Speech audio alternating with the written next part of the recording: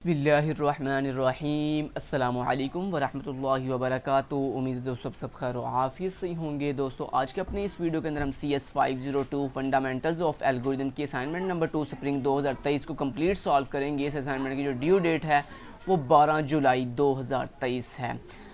दोस्तों इस असाइनमेंट के अंदर जो इंस्ट्रक्शंस हैं उनको देखने से पहले ये बताता चलूँ कि हमारे official YouTube channel KST learning के ऊपर CS 301, CS 304, CS 201, CS 202, CS 506 and CS 403 के शॉर्ट लेक्चर्स की प्लेलिस्ट अवेलेबल हैं। आप हमारे शॉर्ट लेक्चर्स की प्लेलिस्ट को वॉच करने के बाद अपने mid term and final term की प्रिपरेशंस बहुत अच्छे से कर सकते हैं। दोस्तों इस असाइनमेंट को आपने जो है वो MS वर्ड के अंदर सबमिट करवाना है। इसके अलावा दोस्तों ये बताता चलूँ आपको कि अगर आप CS 619 का प्रोजेक्ट करवाना चाहते हैं हमसे पेड में, लेकिन PHP प्रोजेक्ट, सिर्फ अदर प्रोजेक्ट नहीं, सिर्फ वेब एप्लीकेशन का PHP प्रोजेक्ट अगर आपके पास है और आप हमसे पेड में करवाना चाहते हैं तो हम आपको पेड में सर्विसेज प्रोवाइड कर सकते हैं CS 619 के PHP के वेब प्रोजेक्ट की। अच्छा जी, इस असाइनमेंट को MS वर्ड में सबमिट करवाना है। दोस्तों MS वर्ड की जो आप फाइल रेडी करेंगे आप सोल्यूशन की, उसका आप नेम जो है अपनी VUID के अकॉर्डिंग सेव करोगे, रखोगे, सेव करोगे। इसके अलावा दोस्तों आप अपने MS वर्ड के अंदर जो सोल्यूशन रेडी करोगे उसके अंदर जो फाउंड का स्टाइल होगा वो टाइम्स न्यू रोमन होगा, उसका जो कलर ब्लैक होगा, साइज़ 12 पिक्सल होगा और हेडिंग को सिर्फ आप बोल्ड करोगे, किसी अदर टेक्स्ट को आप सिंपल टेक्स्ट को आप बोल्ड नहीं करोगे। इटैलिक करना आपको अलाउ नहीं है और ना ही आपको अदर फॉर्मेटिंग बुल्स लगाना अलाउ है इस असाइनमेंट के अंदर। चलते हैं इस असाइनमेंट के अंदर। बेसिकली हमें एक जो है वो इंस्ट्रक्शन दी गई है दोस्तों, एक टास्क दिया गया है। टास्क दोस्तों ये है कि हमें डिफरेंट इंस्टीट्यूशंस के यहाँ पे नाम है, आगे उनके वर्टिसेस दिए हुए हैं और देन हमें एक ग्राफ गिवन है। सर ने आपको कहा है कि आपने इस टास्क नंबर 1 आपके पास ये है कि आपने इस ग्राफ को देखते हुए अपना DFS ट्री क्रिएट करना है फाइनल। DFS कहते हैं डेप्थ फर्स्ट सर्च को, यानी आपने depth first search technique use करते हुए क्या क्रिएट करना है, अपना फाइनल DFS ट्री क्रिएट करना है। ये टास्क नंबर 1 है और आपने स्टार्ट कहाँ से करना है, स्टार्ट आपने दोस्तों वर्टेक्स नंबर V से करना है। ये जो आप वर्टेक्स V है यहाँ से, ये देखिए सारे बताया भी हुआ है कि आपने वर्टेक्स V से जो है वो स्टार्टिंग करनी है। ये टास्क नंबर 1 है। टास्क नंबर 2 दोस्तों ये है कि वो जो आपने टास्क नंबर 1 के अंदर DFS ट्री क्रिएट किया होगा, उस DFS ट्री के अंदर जो आपकी आउटपुट आएगी उस आउटपुट का आपने एडजेसेंसी लिस्ट क्रिएट करनी है। तो ये 2 टास्क हैं। चलते हैं और सबसे पहले मैं आपको ये सिखाता हूँ कि ये हम इस टास्क नंबर 1 के अंदर DFS ट्री बनाते कैसे हैं, फिर उसके बाद मैं आपको सोल्यूशन की तरफ लेकर चलूँगा कि कैसे हमने सोल्यूशन रेडी करना है, MS वर्ड की फाइल कैसे सबमिट करवानी है। दोस्तों ये है मेरे पास पेंट जिसके अंदर मैं वो ग्राफ लेके आया हूँ, जिस ग्राफ को सर ने कहा कि इस ग्राफ को देखते हुए आपने क्या क्रिएट करना है, DFS ट्री। अब DFS दोस्तों क्या होती है, DFS टेक्निक ये होती है कि आपको सबसे पहले ये पता हो कि आपने किस वर्टेक्स से स्टार्ट करना है। तो हमने किस वर्टेक्स से स्टार्ट करना है, वर्टेक्स नंबर V से, क्योंकि सर ने हमें खुद बताया कि आपने वर्टेक्स V से स्टार्ट करना है। दोस्तों यहाँ पे क्या करते हैं, यहाँ पे आपके पास होती है एक आउटपुट जिसके अंदर हम अपना DFS टेक्निक का ट्रेवर्सिंग लिखते हैं। तो DFS आउटपुट आ गई, सॉरी यहाँ पे मैं लिखता हूँ जी आउटपुट, ठीक है। अब इस आउटपुट के आगे सबसे पहले दोस्तों आप क्या करते हैं, आउटपुट में हम क्या लिखते हैं, आउटपुट में हम जिस नोड को विजिट करते हैं हम उसका रेफरेंस यहाँ पे आउटपुट में लिख देते हैं। तो देखिए सबसे पहले आपने किसको विजिट किया, आपने सबसे पहले V से स्टार्ट किया, तो इसका मतलब V को आपने विजिट कर लिया, V को क्या कर लिया, विजिट कर लिया। दोस्तों जिसको हम विजिट कर लें उसको हम आउटपुट में लिख देते हैं। तो हमने नोड वर्टेक्स नंबर V को जो है वो विजिट कर लिया, ठीक है, लिख लिया उसको। चलें जी, अब दोस्तों नेक्स्ट कहाँ पे मूव करना है, नेक्स्ट मूव करने के लिए ये बात और याद रखिएगा, यहाँ पे हमें चाहिए एक स्टैक, क्योंकि हम जब DFS बनाते हैं तो यहाँ पे हमें चाहिए होता है एक स्टैक, ठीक है। तो ये मैंने एक स्टैक बना लिया। इस स्टैक का आपको पता ना ऊपर से जो है वो कुछ इस तरह से ऐसे होता ही है, ठीक है जी। चलें जी, बढ़िया हो गया है हमारे पास। अच्छा यहाँ पे हम क्या करेंगे दोस्तों, अच्छा मेरी गौर से बात सुनिएगा, जब दोस्तों आप किसी नोड को विजिट करते हो तो उसको आउटपुट में लिखते हैं, स्टैक में पुश नहीं करते। ये हमारे पास क्या जी, ये हमारे पास स्टैक है, ठीक है। गौर से ज़रा बात सुनिएगा, DFS के अंदर जिस नोड को आपने अभी अभी विजिट किया है उसको हम कहाँ लिख लेते हैं, आउटपुट में ऐड कर लेते हैं, लेकिन उसको स्टैक में ऐड पुश नहीं करते। स्टैक में पुश कब करते हैं, स्टैक में दोस्तों किसी वर्टेक्स को पुश तब करते हैं जब हम उस वर्टेक्स से अगली वर्टेक्स पे मूव करते हैं। तो मैंने अभी V को सिर्फ विजिट किया, V से मैं आगे कहीं भी मूव नहीं किया। अब मूव कैसे करते हैं V से आगे, दोस्तों आपने देखना है कि आप V से आगे किस किस तरफ जा सकते हैं। तो दोस्तों आप V से जो है वो B की तरफ जा सकते हैं और V से आप जो है वो S की तरफ भी आ सकते हैं। थोड़ा सा इसको जूम कर लेता हूँ, तो थोड़ी ज़्यादा ही जूम हो गई यार ये तो। ओके चलें, ऐसे ठीक है। अच्छा, वी से आप बी की तरफ भी आ सकते हैं और वी से आप एस की तरफ भी आ सकते हैं। अब आपकी दोस्तों मर्जी, आप वी से बी की तरफ जाना चाहते हैं चले जाएँ, यानी जाना किसी एक तरफ ही है।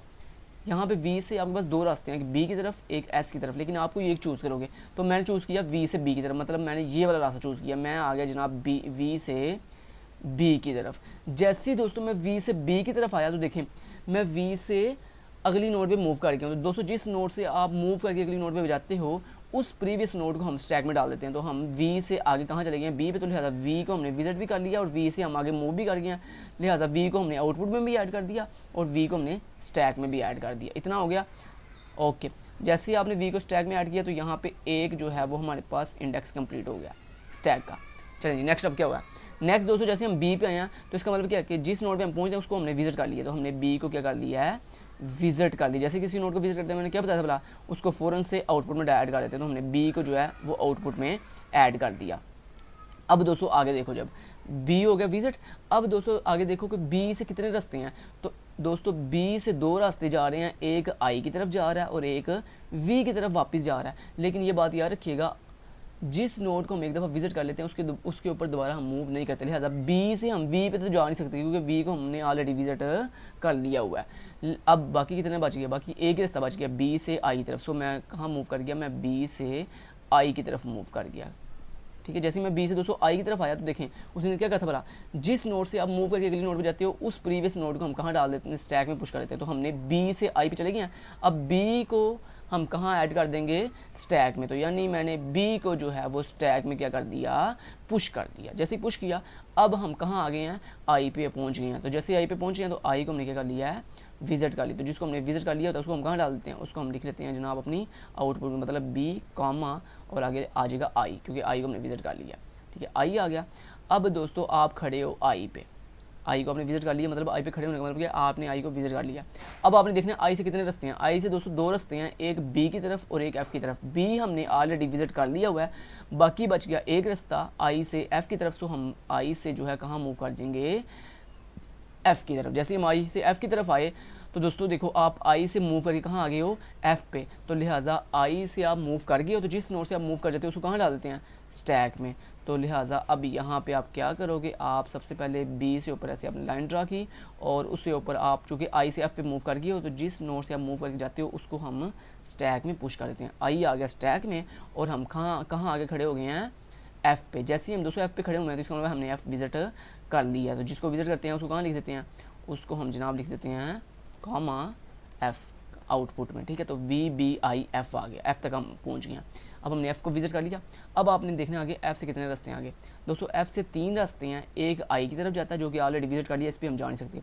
उसके बाद बाकी दो रास्ते हैं, एक एफ़ से एस की तरफ जा रहा है, एक एफ़ से एन की तरफ जा रहा है। तो आपकी मर्ज़ी, आप दोनों में से कोई किसी भी तरफ जा सकते हैं। तो मैंने दोस्तों चूज़ किया एफ़ से एन की तरफ, मतलब मैं मूव कर गया एफ़ से एन की तरफ। लिहाजा जब मैं एफ़ से एन की तरफ गया हूँ तो मैं एफ़ को जो है वो कहाँ लिख दूंगा, यानी पुश कर दूंगा स्टैक में। स्टैक में क्यों पुश करूँगा, क्योंकि आप दोस्तों एफ़ से आगे मूव कर गए हो। तो जिससे हम मूव करते हैं, आपको मैंने अभी भी बताया तो था, जिस नोड वर्टेक्स से आप मूव करते हो उसको स्टैक में डाल देते हैं। तो एफ़ को हमने स्टैक में ऐड कर दिया। अब हम दोस्तों एफ़ से एन पे आगे खड़े हो गए हैं। अब इसका मतलब जिस पे हम खड़े हुए हैं उसको हमने विजिट कर लिया। जैसे उसको विजिट किया तो अब हम जो है वो जिसको विजिट किया उसको आउटपुट में डाल देंगे। तो मतलब एन को जो है वो आप यहाँ पे आउटपुट में लिख दोगे, कामा एन लिख दिया।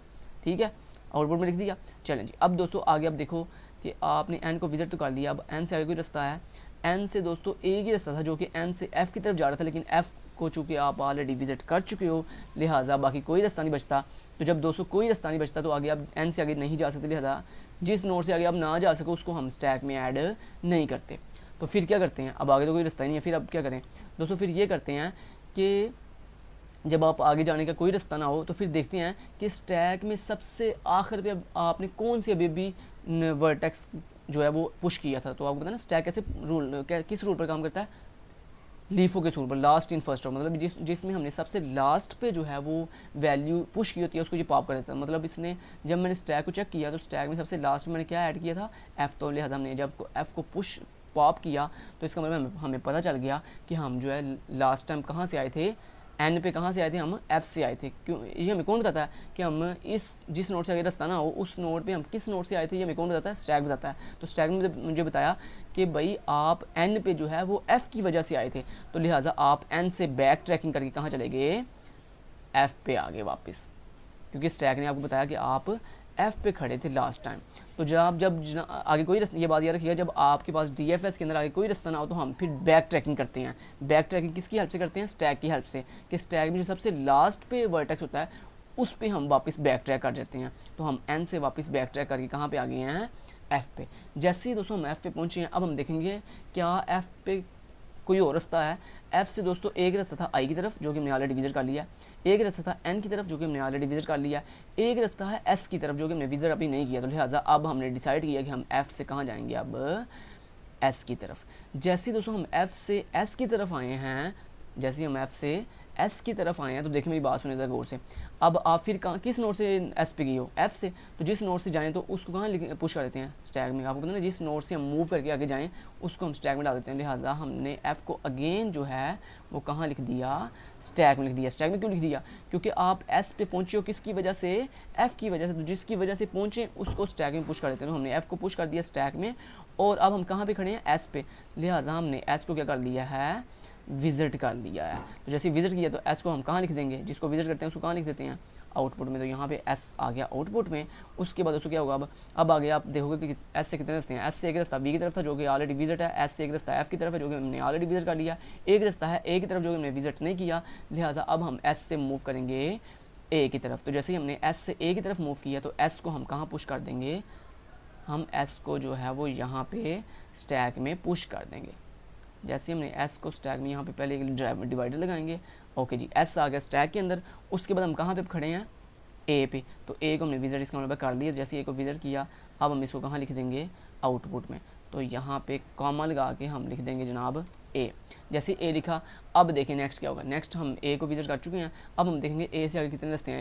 ए से दो रास्ते निकल रहे हैं, एक एस की तरफ एक सी की तरफ। एस ऑलरेडी विजिट कर चुके हैं, बाकी बच गया सी वाला रास्ता। लिहाजा हमने डिसाइड किया कि हम अब ए से कहाँ जाएंगे, सी की तरफ। जैसे ए से सी की तरफ गए हम तो ए को हम कहाँ ऐड कर देंगे, स्टैक के अंदर। तो यानी ए जो है वो आपका यहाँ पे आ जाएगा स्टैक के अंदर, और जो सी है उस पर आप खड़े हो, यानी सी को आपने अभी अभी इस खड़े होने का मतलब क्या किया, यानी आपने सी को विजिट कर लिया। अब जैसे सी को विजिट किया तो अब आप क्या करोगे, इसको आउटपुट में लिख दोगे, तो यानी कॉमा सी आ जाएगा यहाँ पे, ठीक है जी। तो अब उसके बाद क्या होगा, उसके बाद ये होगा कि आगे आप देखोगे अब कि सी से आगे कोई रास्ता है नहीं। दोस्तों सी से एक रास्ता था ए की तरफ जो कि ऑलरेडी विजिट है, आगे सी से आगे कोई रास्ता नहीं निकल रहा। जब दोस्तों कोई रास्ता नहीं निकल रहा तो उसने क्या बताया था, बता हम वापस बैक ट्रैकिंग करते हैं। तो बैक ट्रैकिंग किसकी हेल्प से करते हैं, स्टैक की हेल्प से। तो स्टैक से हमने लेटेस्ट वैल्यू पॉप की, जब पॉप की तो क्या मिला, ए। तो यानी हमने बैक ट्रैक करके ए पे आ गए हैं। ए से आगे कोई रास्ता नहीं है मजीद, मतलब जहाँ पे हम जा सकें। उसके बाद हमने फिर वापस बैक ट्रैकिंग की ए से एस की तरफ। ऐसे हमने बैक ट्रैकिंग करते करते स्टैक पूरा खाली कर देना, ठीक है। लेकिन हमने वापस बैक ट्रैकिंग करते करते हम वी पे वापस पहुंच गए हैं। तो लिहाजा हमें पता चला कि हमने पूरा स्टैक जो है विजिट कर लिया, और हमारे पास कोई भी ऐसी नोड नहीं है, कोई भी सॉरी ऐसा वर्टेक्स नहीं है जिसको हमने विजिट ना किया हो। लिहाजा ये आपकी फाइनल आउटपुट है। ये स्टैक है, ये स्टैक बनाना ज़रूरी नहीं होता, ये ऑप्शनल है, ये आप पेपर में हम बना लीजिएगा, लेकिन असाइनमेंट में ज़रूरी नहीं है। असाइनमेंट में ये सिर्फ आपकी आउटपुट ज़रूरी है, ठीक है। लिहाजा दोस्तों ये आपका फाइनल DFS ट्री है। देखें जिसमें मैंने एरो लगाए हुए हैं कि आप कहाँ से कहाँ गए, कहाँ से कहाँ गए। तो ये आपका फाइनल DFS ट्री बन गया, और ये उसकी फाइनल क्या है जी, आउटपुट है। अब इसी को आपने सेम एज इट इज़ ऐसे लिखना है। अब तो ये जो आपकी आउटपुट है, या इस आउटपुट से आगे आपने फर्दर क्या बनाना है, आपने ड्रा करना है इसका एडजेसेंसी लिस्ट। अब एडजेसेंसी लिस्ट कैसे बनाते हैं, लेकिन उससे पहले मैं आपको ग्राफ दिखा देता हूँ। सोल्यूशन नंबर 1 जो है मैंने आउटपुट दिखाई हुई है वो आपको करके दिखा देता हूँ। चलिए उसके लिए अब आपने क्या करना है, सबसे पहले दोस्तों आपने अभी सोल्यूशन को सॉल्व करने के लिए सबसे पहले क्या करना है, एक नई MS वर्ड की फ़ाइल क्रिएट करनी है। तो आपने यहाँ पे बनाई है एक न्यू MS वर्ड की फ़ाइल, जिस MS वर्ड की फ़ाइल का नेम आपने अपनी VUID के साथ सेव करना है। तो आपने इस फाइल का नाम अपनी VUID रखी, यानी BC 1 2 3 4 5 6 7 8 9 ऐसे आपने VUID रख दी। अब आपने इस MS वर्ड की फाइल को करना है ओपन करने के बाद सबसे पहले आपने इसकी फॉर्मेटिंग करनी है। फॉर्मेटिंग कैसे करनी है, इसको वापस से 100 पे ले जाते हैं।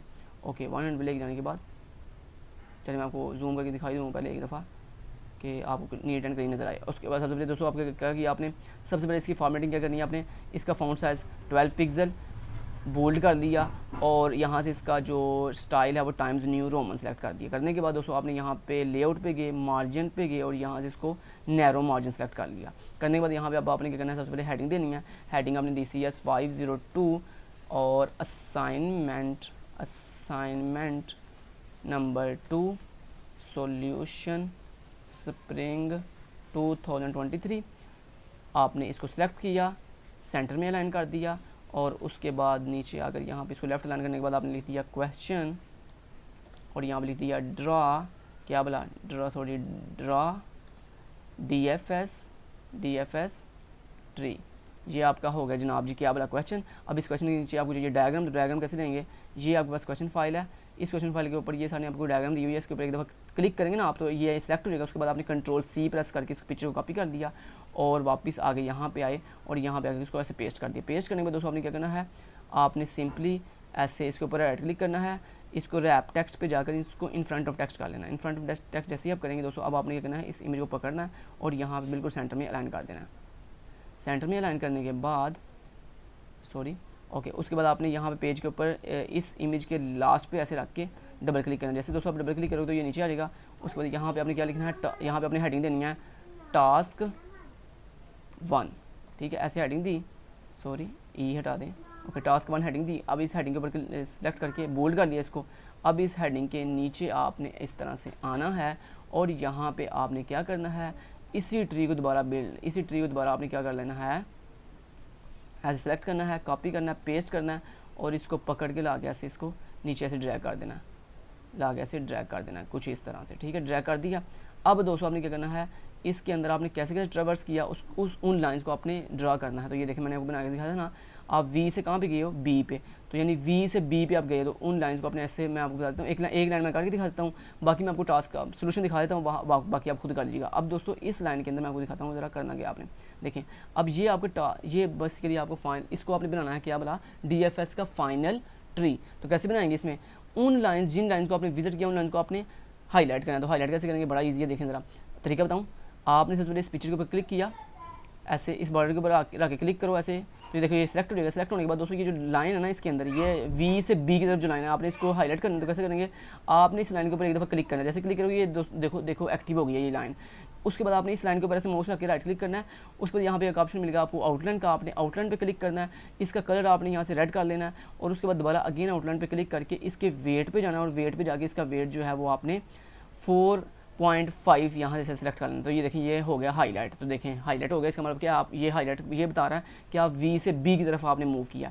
इसी तरह बाकी लाइंस को भी आपने हाईलाइट कर लेना है, जैसे आपने इस लाइन को भी हाईलाइट कर लेना है, ये सारी लाइन जो लाइंस को मैंने विजिट किया हुआ इन सब लाइन को आपने हाईलाइट कर लेना। कैसे हाईलाइट करना है, ये देखिए एक साथ भी सबको सेलेक्ट कर सकते हो आप।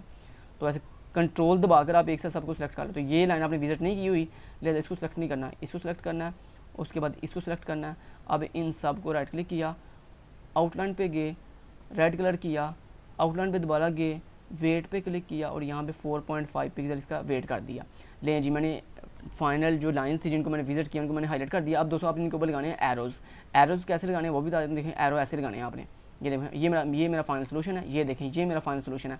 ये स्टैग बनाना ऑप्शनल है, ये आप चाहो ना बनाओ, लेकिन ये नीचे जो मैंने आउटपुट लिखी हुई है ये आपने ज़रूर लिखनी है। जैसे मैंने आउटपुट आपको लिख के दिखाई थी ये वाली, देखें V, B, I, F, N, S, A, C, ये भी देखें मैंने ऐसे ही यहाँ पे लिखी हुई है। ये आउटपुट आपने ऐसे ही लिखनी है, ठीक है। ये तो आपको पता होगा कैसे लिखनी है। आपने सिंपली आप यहाँ पे आए और आपने यहाँ पे रख के पिक्चर के लास्ट पे डबल क्लिक किया और यहाँ पे आके आपने हेडिंग दी आउटपुट, ठीक है। ऐसे आपने इसको सिलेक्ट किया, बोल्ड किया, बोल्ड करने के बाद आप नीचे आ जाओगे, बोल्ड ख़त्म कर दोगे और यहाँ पे जैसे से आपने विजिट किया वो आप लिखोगे कैसे, V, B, I, और उसके बाद आप F, N, S, A, C। तो ये आपकी फाइनल आउटपुट है। स्टैग बनाना ज़रूरी नहीं है, ओके जी। अब आप यहाँ पे नीचे जो है ना यहाँ पे लिखोगे DFS ट्री। कैसे लिखोगे, इंसर्ट पे क्लिक करोगे, यहाँ पे शेप्स पे क्लिक करोगे, यहाँ पे टेक्स्ट आपको फील्ड मिलती है, इसको ऐसे टेक्स्ट फील्ड को सेलेक्ट करोगे, यहाँ पे लिखोगे DFS ट्री। उसके बाद आप इस शेप के ऊपर इस बॉक्स के ऊपर राइट क्लिक करोगे, यहाँ पे फिल पे क्लिक करके नो फिल कर दिया, आउटलाइन पे क्लिक करके इसको नो आउटलाइन कर दिया और यहाँ पे ऐसे इसको बिल्कुल सेंटर में लाइन कर दिया, ठीक है। उसके बाद इसकी ओके ऐसे कर दिया। अब दोस्तों मैंने इसके ऊपर लगाने हैं एरो, जैसे ये मैंने एरो अपने सोल्यूशन में लगाए हुए हैं, सेम एज इट इज़ ऐसे एरो आपने लगाने हैं। ये एरो कैसे लगाने हैं, ये एरो आपने, ये मेरा स्क्रीनशॉट चले चाहे ले लें, इसका स्क्रीनशॉट सॉरी नहीं लेना आपने, मतलब एरो आपने खुद लगाने हैं। यार सारा कुछ तो मैंने आपको बता दिया है, मुश्किल क्या है, ये एरो ही सिर्फ ड्रा करने हैं। अब एरो कैसे ड्रा करने हैं, ये डायरेक्शन कैसे बताते हैं वो बना के दिखा देता हूँ। देखें एक एरो मैं बना के दिखा देता हूँ, बाकी आप खुद करेंगे। देखें आपने इंसर्ट पे जाना है, शेप्स पे जाना है, यहाँ पे आपको मिलेगा एक एरो, आपने एरो के ऊपर क्लिक करके ऐसे एरो ड्रा कर देना है। जैसे दोस्तों आपने एरो ड्रा कर दिया, सॉरी वापस चलें, वापस इंसर्ट पे क्लिक करें, शेप्स पे क्लिक करें, एरो के ऊपर क्लिक करें और यहाँ पे शिफ्ट की दबाकर फिर एरो ड्रा करें, शिफ्ट की दबाकर एरो ड्रा करें। ऐसे शिफ्ट की दबा कर रखनी है आपने और एरो ड्रा करना है। एरो ड्रा करने के बाद देखें ऐसे एरो को पकड़ा और यहाँ पे ऐसे क्लिक रख दिया। अब दोस्तों आपका एरो का जो फेस है वो किस तरफ होना चाहिए, बी की तरफ। तो कैसे इसको फेस कैसे उस तरफ ले जाएंगे वो भी बता देता हूँ। आपने एरो के ऊपर क्लिक करना है, यहाँ पे ऊपर एक ऑप्शन मिलेगा फॉर्मेट का, फॉर्मेट पे क्लिक किया, यहाँ पे एक ऑप्शन मिलेगा रोटेट का, आपने इस पर क्लिक किया और यहाँ पे देखो डिफरेंट रोटेशन आपको मिल रही है, ऐसे ऐसे और ये वाली, ठीक है, ये वाली रोटेशन आ गई। चलेंगे उसके बाद एरो का ब्लैक कलर करना है, राइट क्लिक किया, यहाँ पे आउटलाइन पे गए, कलर ब्लैक किया और उसके बाद आउटलाइन पे गए और इसका वेट जो है मैंने कितना कर दिया, 3 कर दिया, कुछ इस तरह से ऐसे, ठीक है जी। बाकी इस तरह आपने एरो के ऊपर क्लिक करके कंट्रोल C दबाया, कंट्रोल V दबाया, ऐसे ही बाकी भी एरो ऐसे कर लिए पकड़ के। यहाँ पे आप बी से आई की तरफ गए, ऐसे एरो इसके ऊपर लगा दिया। ऐसे ही आपने बाकी सारे अभी एरो लगा लेने हैं जैसे ही आपको दिखाई दे रहे हैं, ठीक है। रोटेशन कैसे करनी है, उनकी किस फेस कैसे चेंज करते हैं वो मैंने आपको सक्सेसफुली बता दिया है। ले ये आपकी फ़ाइनल ट्री था, DFS ट्री फाइनल ये है आपका, ये उसकी फाइनल आउटपुट है। ये स्टैक जो मैंने बनाया हुआ है, ये स्टैक ऑप्शनल है, ये बनाओ ना बनाओ कोई इशू वाली बात नहीं है, लेकिन ये ट्री बनाना ज़रूरी है ऐसे जैसे मैंने बनाया हुआ है। और उसके बाद ये आउटपुट लिखना ज़रूरी था। चलें जी, आपने ये टास्क नंबर 1 कर दिया। अब टास्क नंबर करना है 2। टास्क नंबर 2 कैसे करना है वो बता देता हूँ फटाफट से। देखें उसके लिए दोस्तों आप सिंपली ऐसे माउस नीचे लेके आ जाओ, अगले पेज पे यहाँ पर लिखो टास्क 2 लिखने के बाद इसको सेलेक्ट करो इस हेडिंग को और यहाँ पे इसको कर दो बोल्ड, और बोल्ड करने के बाद यहाँ पे नीचे आप अब हेडिंग दोगे, क्या बोला, एडजेसेंसी लिस्ट, क्या मुझे बनानी है एडजेसेंसी लिस्ट। एडजेसेंसी लिस्ट के नीचे अब आपको चाहिए दोस्तों टेबल, तो टेबल कितने साइज का चाहिए वो बता देता हूँ आपको दोस्तों चाहिए यहाँ पे कितनी नंबर ऑफ रोज़, 1 2 3 4 5 6 7 8 9 रोज़ चाहिए और 2 कॉलम चाहिए, एक ये कॉलम और एक ये कॉलम, ठीक है। चलें फटाफट से आ जाएं, यहाँ पे 9 रोज़ चाहिए, इंसर्ट पे गए, यहाँ पे टेबल पे क्लिक किया, यहाँ पे इंसर्ट टेबल पे क्लिक किया और यहाँ पे कितनी नंबर ऑफ कॉलम चाहिए, 2, कितनी नंबर ऑफ रो चाहिए, 9 पे प्रेस करके ओके किया। ये देखो 9 कॉलम की बन गई है हमारे पास है टेबल। इस टेबल को ऐसे यहाँ पे कॉर्नर से पकड़ के ऐसे छोटा कर दिया और इसको थोड़ा बड़ा कर लिया, ऐसे फॉन्ट साइज इसका थोड़ा ऐसे बड़ा कर लिया। उसके बाद दोस्तों आपने क्या करना है, इस पूरे टेबल के सारे बॉक्स को ऐसे सेलेक्ट करना है, लेआउट पे क्लिक करना है, यहाँ पे इसको बिल्कुल सेंटर में अलाइन कर देना है, बिल्कुल सेंटर में अलाइन कर देना है, डिज़ाइन पे जाना है और यहाँ पे दोबारा क्लिक करना है।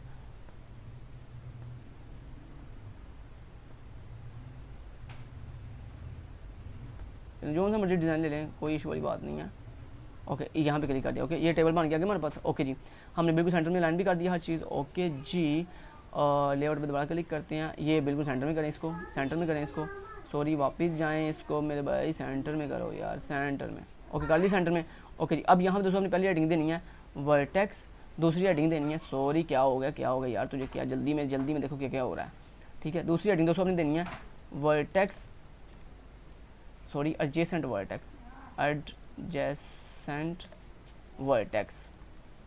वर्टेक्स, ठीक है। थोड़ा सा इसको टेबल को ऐसे कर दें आप, ओके हो गया। अब दोस्तों जो आपने तरतीब से जो है आपको आउटपुट आई थी, क्या बोला, VBI, ऐसी तरतीब से आपने लिखना है इसको। अब दोस्तों आपने यहाँ पे सेम आउटपुट लिखनी है VBI तरतीब से, वो जो आउटपुट आपकी ये तरतीब से लिखनी है आपने VBI और उसके बाद क्या है FNS क्या जी FNS और उसके बाद क्या है A और C। अब आपने दोस्तों क्या करना है, एडजेसेंट वर्टेक्स कैसे बनाते हैं। एडजेसेंट वर्टेक्स का मतलब होता है कि आप V से कहाँ जा सकते हो। तो देखो देखो अपने ग्राफ में देखो आप V से कहाँ जा सकते हो। दोस्तों आप V से B की तरफ जा सकते हो और V से आप S की तरफ जा सकते हो। तो जिस तरफ आप जा सकते हो वो आपने यहाँ पे लिख देना है। अब उसके लिए आप यहाँ पे कितने V से आप 2 जगह जा सकते हो, एक B और एक S।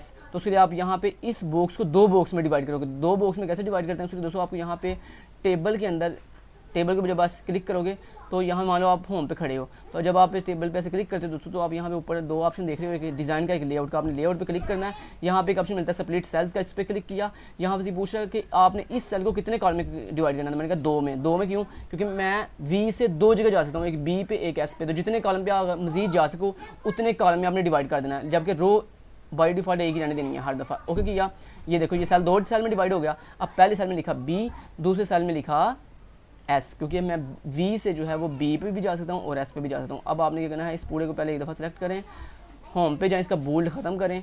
ओके जी। अब दोस्तों इसी तरह आपने क्या लिखा, बी से आप कहाँ जा सकते हो, बी से आप जा सकते हो आई पे और वी पे, तो लिखो यहाँ पे आई और वी। ऐसे ही आपने फिर अगेन जो है वो लिखा आई कॉमा वी, ऐसे ही बाकी आप खुद, अब मैंने एक दफ़ा बता दिया आपको कैसे आपने हर बॉक्स के आगे जो है, फर्स्ट अगर ये 2 है ना आई और वी है, तो इसको भी आपने इस सेल को 2 सेल में डिवाइड करना है और पहले में लिखना है आई, दूसरे में लिखना है वी।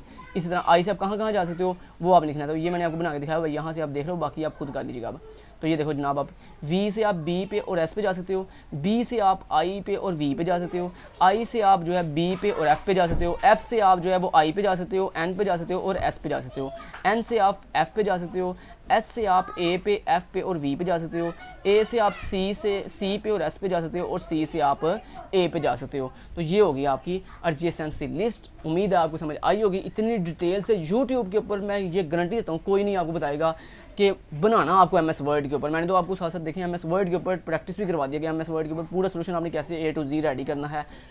उम्मीद करता हूँ आप मुझे अपनी दुआओं में याद रखोगे, आपको मेरा सोल्यूशन बहुत अच्छा लगा होगा। Thank you so much. Till then guys, take care, अल्लाह हाफिज़।